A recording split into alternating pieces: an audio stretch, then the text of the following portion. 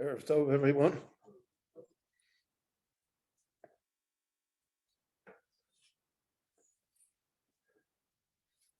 The entire life of Yaakov Avinu is dominated by the question as to who is entitled to the Bechorah, who's entitled to the rights of the firstborn, so to speak. Really, it's the rights of succession. So in the beginning of his life, the contest, the dispute is between Yaakov and his brother Esau.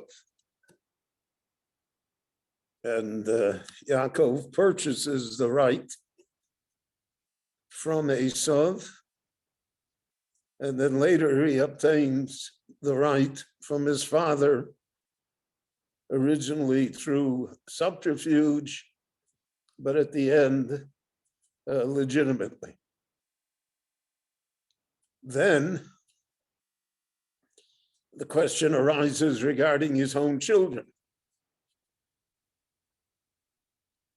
So Reuven forfeits the right because of the fact that he interfered in his father's personal life, and the right passed on to Yosef. And we see that that was the cause that the brothers persecuted Yosef, and eventually sold him as a slave. They were unwilling to recognize that right.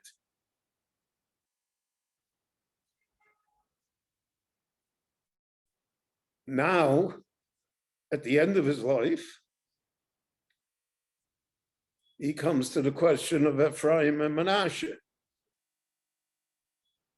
Again, Manasseh is the older one, who should therefore inherit the right that Yosef had, which is the right that Yaakov had.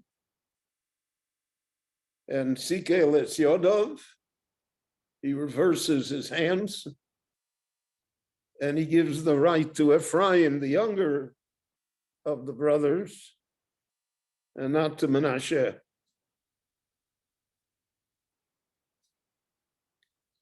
And Ephraim becomes the dominant tribe. The Malchus Yisrael, the kingdom of the 10 tribes, is the Malchus of Ephraim.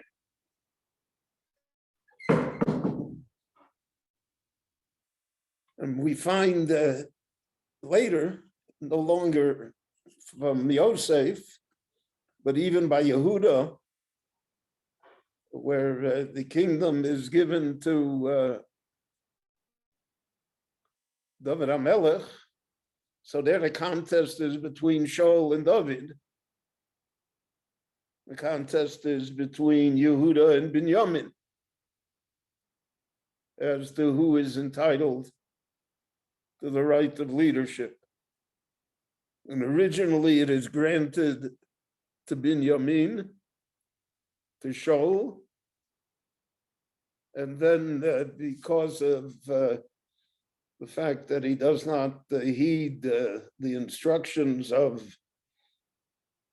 Shmuel, so the right is forfeited and given to David. So now it reverts back to Yehuda. So again, Yehuda was the older brother, and David and Binyamin was the younger brother. If we followed the pattern that existed in the life of Yaakov, we would always give it to the younger brother in favor of the older brother. But here it reverts back. In the house of David itself, the contest continues.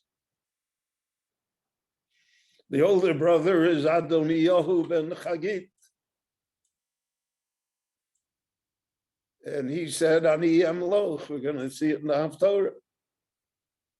He demands the right of succession. He's entitled to become the king.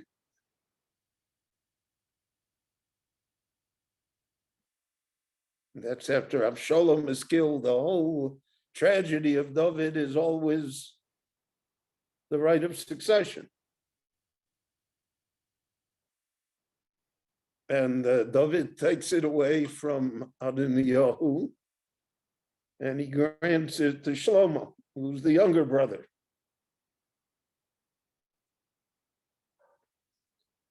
Shlomo himself will undergo the same problem. His son is Rechavam,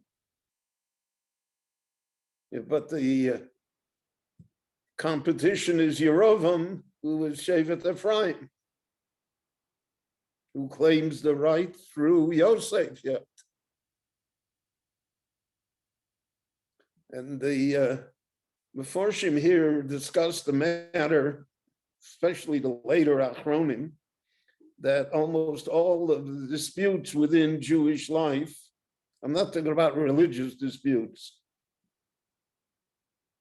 Religious disputes trace back to a different problem.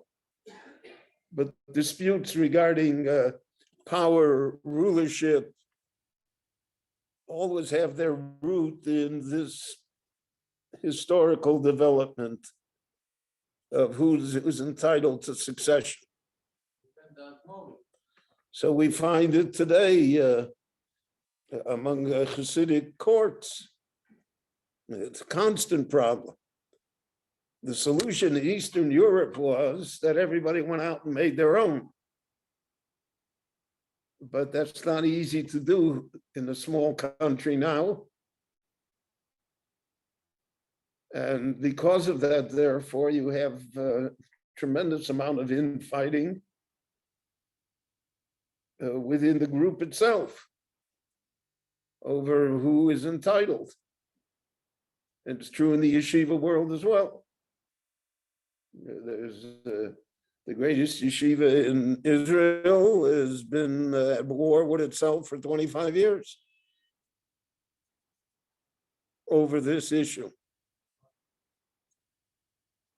And because of that, therefore, we see that, so to speak, it's ingrained within us. It's a part of our DNA. And therefore, it's very difficult to overcome because it has this tremendous background of who was involved and how it was involved and how it evolved over the centuries. And therefore, in last week's Haftorah, we read about the Novi Yechezkel, that he envisions a time when H. Yosef and H. Yehuda will be combined. There'll be one. It'll be resolved.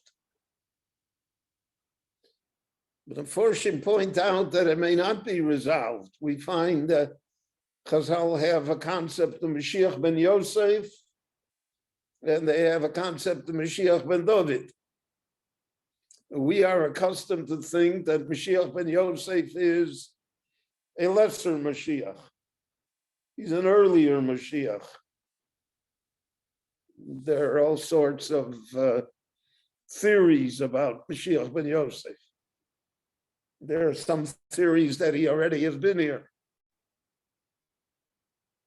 But there is a stream of thought amongst the Mefarshim that they are co-equal, that it's just a continuation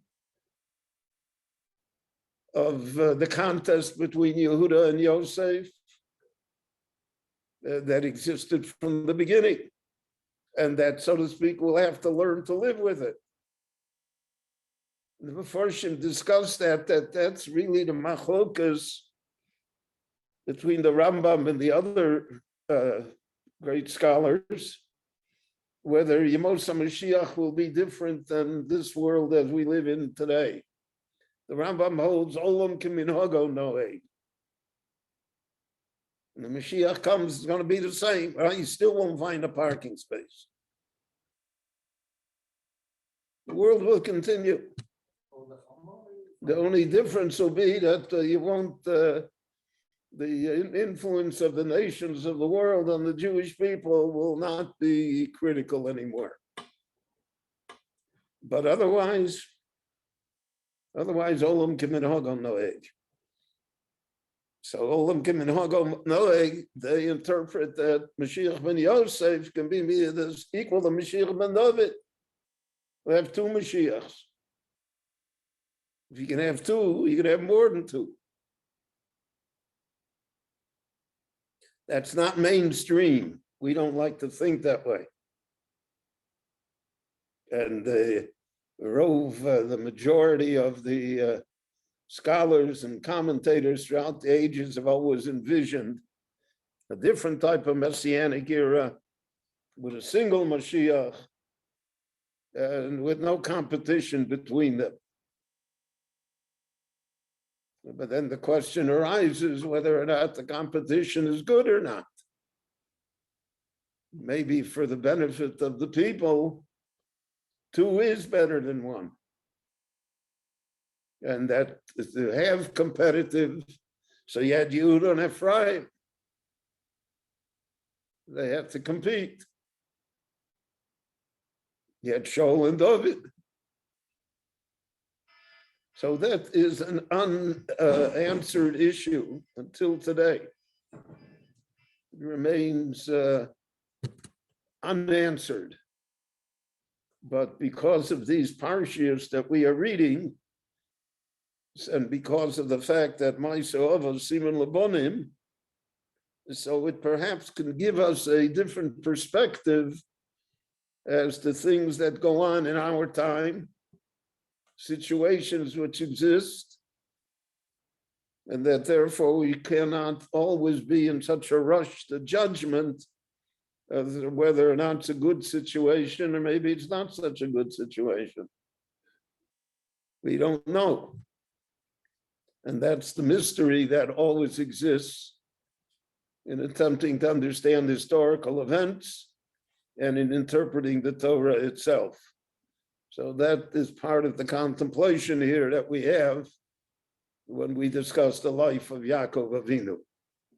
Rabbi Chananya ben Akash Omer Rotz HaKadosh Baruch Hu L'Zakos Es Yisrael L'fichach Yirbo Lohem Torah Mitzvot Shenemar Adonai Chafetz L'man Tzidko Yagdil Torah V'Yadir.